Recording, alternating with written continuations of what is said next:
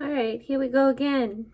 So, I've been thinking about my videos on this channel, and I feel like I'm insufferably boring. And I've been wondering how I can make that less of an experience of what it is. And I realized, number one, when I make these videos with the intention of posting them publicly, it's like I feel like people are watching even though they're not. So I think step one is to embrace the reality that nobody is going to see this, so I can just be myself. And number two is to treat this more like an astrology journal, because it really is just a place where I can talk about my favorite subject in the world, which is astrology. A place where I can go, and it's an outlet so that I don't drive the closest people in my life insane talking so much about astrology all the time, which I don't really, but I have my moments. So those are a couple things that I think will make the delivery of my information less dry, boring, robotic. I mean, that's just how I am anyway. That's how I talk. I talk kind of bleh, it's boring. But nevertheless, here I am again. I look like a ragamuffin. It's okay though. And what I wanted to talk about today is Mercury in Taurus. Mercury went into Taurus today. It may seem like a very mundane thing to talk about. There's so many more exciting planets in astrology than Mercury. But Mercury is in your face in the way that it is our everyday life. It's events as they unfold. You know, it's the A, B, C, D, E, F, G of life. It's numbers, figures, statistics, it's facts, it's things as they really happen. And I don't know about anybody else, but at the very end of Mercury in Aries, I felt hyper, like my thoughts were moving really fast. And I was reflecting on the on the Mercury in Aries energy that we're just coming out of, and I feel like it was a time of feeling pressured, a time of feeling like, okay, it's time to go.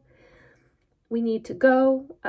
It's just this energy of like an urgent feeling, and it encompasses the mind and how it processes things. I got a lot done when Mercury was in Aries. I made a lot of forward movement in my ambitions. It was really cool. So I was like, what is it going to mean when we leave that energy behind?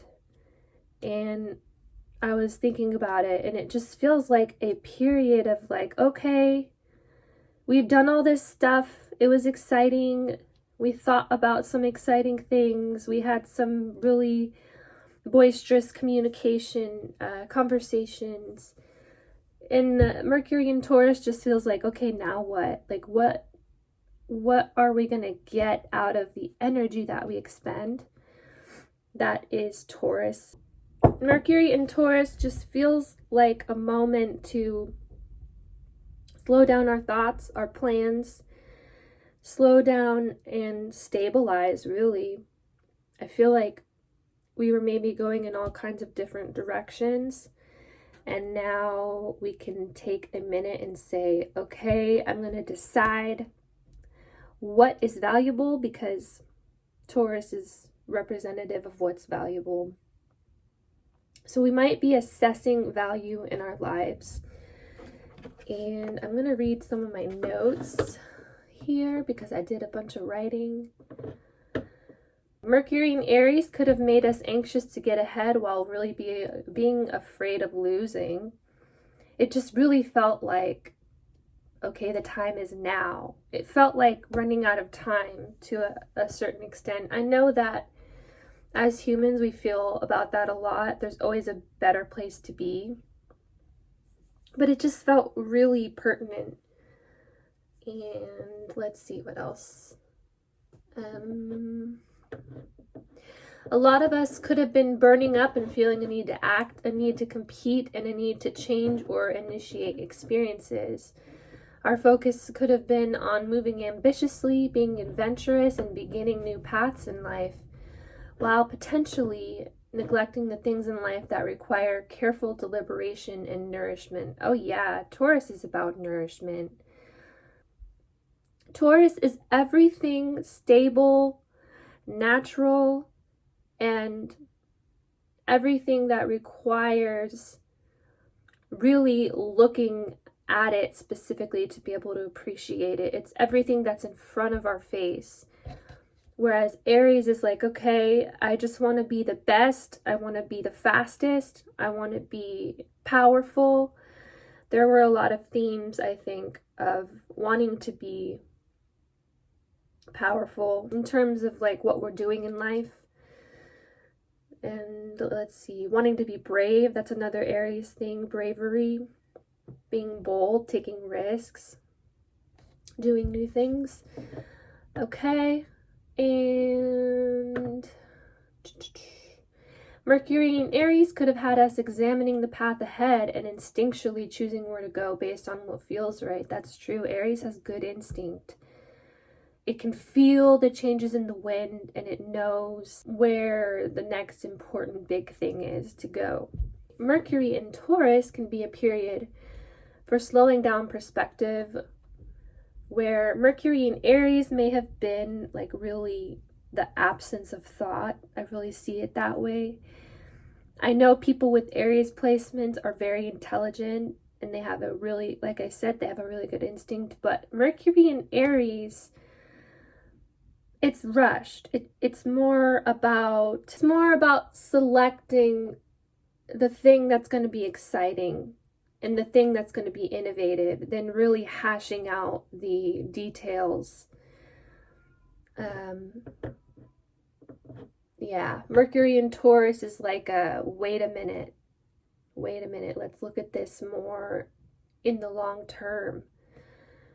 Aries represents acting for the sake of acting and coming out the victor, while Taurus asks, wait, what thing of value am I going to get out of this experience in reality?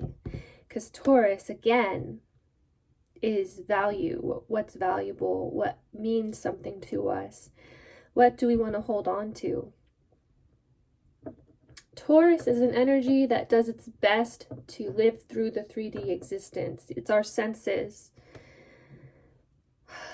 Smell, sight, taste, touch, hearing. Those are Taurian things because Taurus is all about immediate reality. It's the opposite of Scorpio.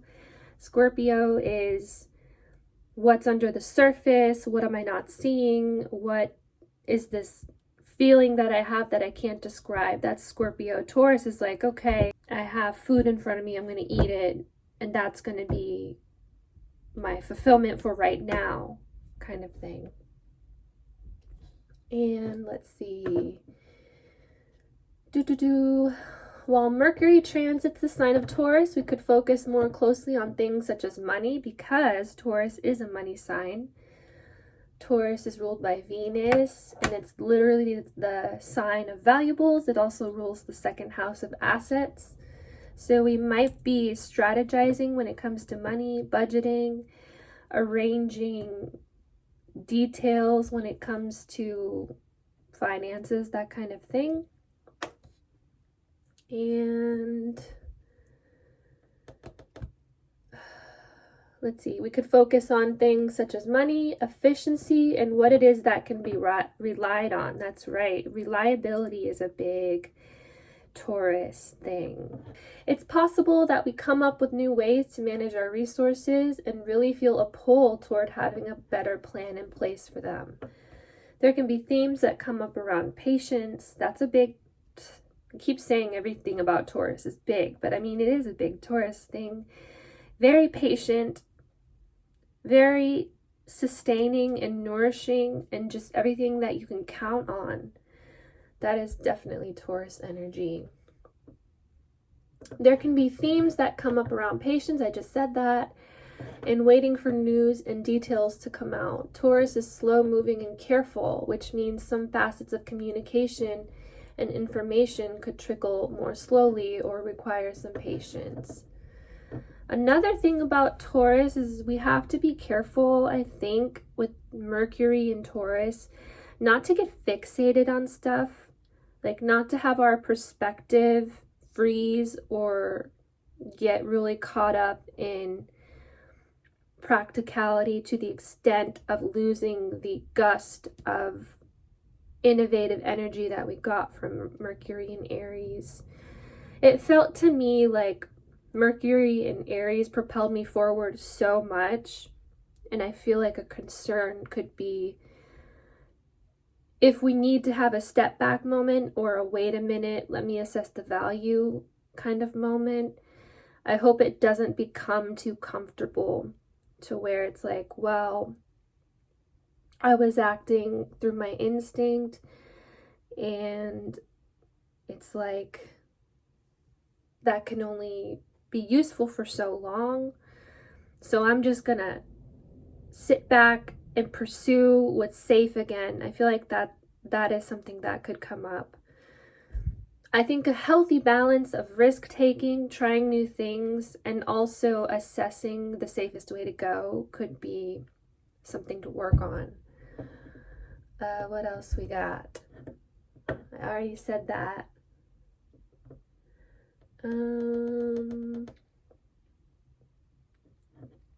Okay, I was talking about Scorpio being Taurus's opposite, so I did want to say this.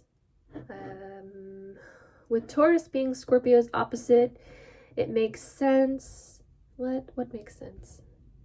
I'll just read this whole paragraph. During this transit, our thinking can become more focused on the things that are right in front of our face versus anything overly abstract or mysterious.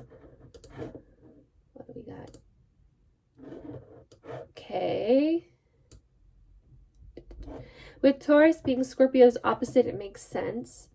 With Scorpio being the sign that's greatly focused on the mysterious and things that need to be dug out of hiding. There's nothing hidden when it comes to Taurus, and it's a very simplistic and divulging energy.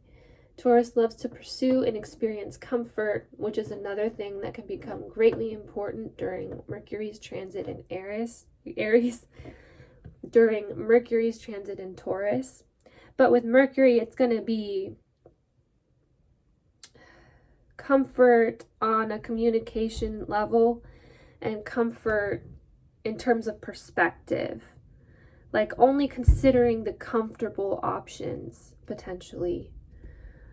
Like Mercury is kind of how we see things. So it's interesting because at this time we also have Mars in Cancer, which also propels us to the safe, comfortable, and familiar.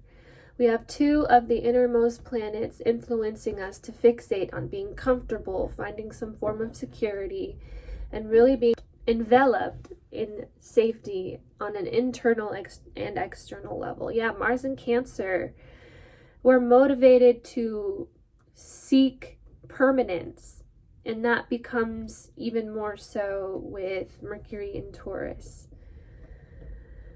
So now that we got that preliminary stuff out of the way, I want to try to talk about the aspects that were happening when Mercury went into Taurus. So, ingress Mercury aspect, we had Mercury conjunct the North Node. And the North Node is like one of my favorite things in astrology. I think it's so amazing. It's the most accurate. It's like the thing that sold me on astrology. When I was reading about the North Node, it literally changed my life. And I might make videos about it in the future, but it's a very important point. But anyway, when Mercury ingressed into Taurus, it was conjunct the North Node. And to me, this kind of felt like a crossroads to some extent. It's almost like it gives us the opportunity to understand the most stable path forward to fulfill our destiny, because the North Node represents our destiny. But it also feels like we could maybe overthink the path ahead and start to live through it in a very in our heads kind of way versus just experiencing it and letting fate take over. It feels very much like coming up with a narrative as far as where we think we're supposed to go, what's expected of us, what are we expected to carry out. Whereas the idea of fate and being guided is entirely out of our hands. It's like we might try to control more where we think we're meant to go. What else do I say in my notes here? Yeah, I said this could represent a crossroads between where we think we should go, because Taurus also always wants to choose.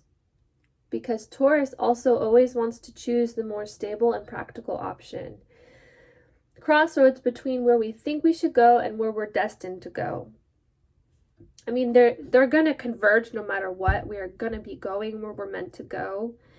But I feel like the free will that gives us the ability to even consider what we want to do can sidetrack us a lot. Taurus North Node can represent some of the things we were born to commit to and withstand, and represents the path forward being one of peace and tolerance versus volatility, survival, and resentment, which are scorpionic themes. Mercury in a conjunction with the North Node in Taurus feels like a need to put aside thoughts of trying to decipher alternate routes forward. There's always a million different uncultivated directions we could go, but Taurus is simple. It selects what brings the most value to life and it commits to it. It builds steadily and with certainty. Mercury is not so certain. It's the ruler of Gemini, after all. Gemini is dualistic and often on the precipice of multiple things it has baking at once. With the Taurus Mercury North Node conjunction, we may have to start assessing what's truly valuable and commit to it. Find ways to stick things out versus devising plans of escape and thinking about how to change things up too complicatedly. So that might be a little bit of overthinking where we're going, basically. Then we had Mercury square Pluto, which is... yeah, it's interesting. Pluto is the transformational planet of doom. It represents the end of things. It can be an energy that brings out a lot of fear or paranoia, fears of being overpowered, fears of being powerless. It's pretty dark, but what it does is it exposes and it emulsifies. Like, imagine facing the darkest depths of psychology and being able to overcome. That's real freedom. But with freedom, a lot of the time we have power struggles in order to get there. And that's kind of Plutonian energy. And a square is very conflicting. It puts pressure. It forces us to experience challenges. And Mercury square Pluto just feels like, I don't know. I'm going to read my notes because I'm kind of blanking out here. Mercury is in an exact square with Pluto when it ingresses into Taurus, literally 0, 0. This is a really radical push to understand things more clearly and really release old toxins within perspective. So old things in our brain, our mental programming that tell us what we're capable of.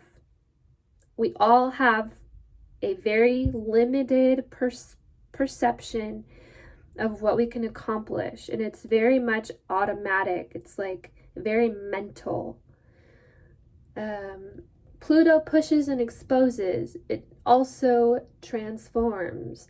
With Pluto squaring Mercury, we may be pushed to realize specific truths. That's right, because Mercury is news, pieces of information, and Pluto exposes, so we might learn new truths that are kind of uncomfortable.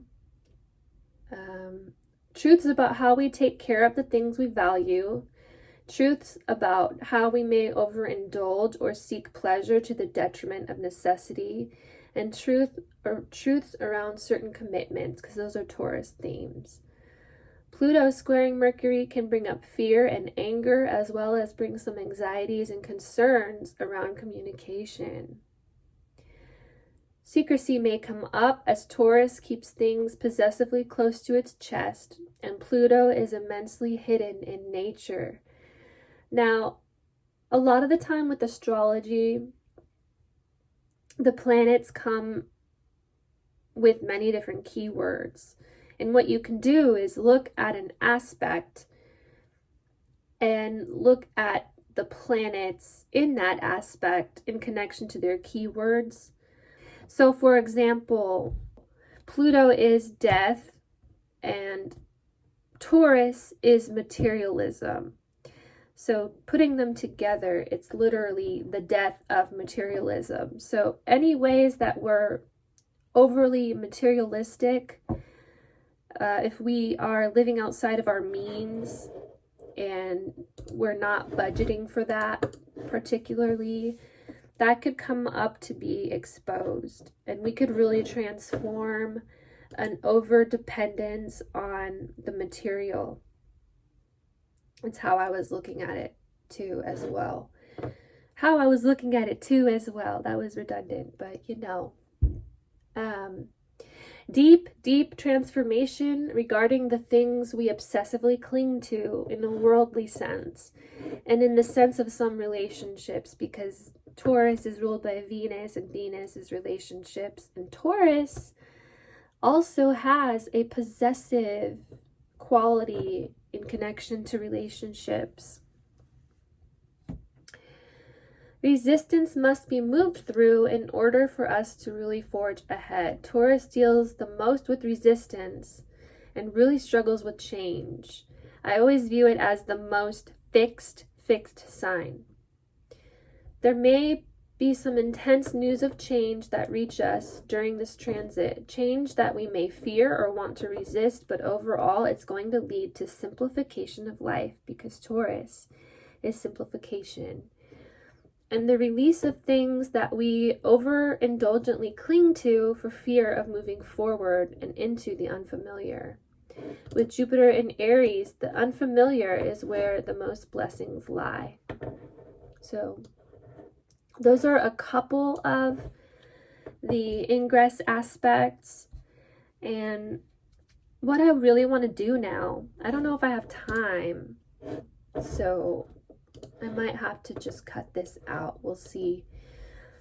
But if I don't have time to do the next thing I want to do, I'm going to end the video here. And I appreciate anybody who watches. I hope it's not too tedious. And I really just want to share my love of astrology. And that's the whole reason I'm doing this. It's really an outlet. It brings me joy, and I've learned in life anything that makes me happy is just, that's it for me. So I'm doing it.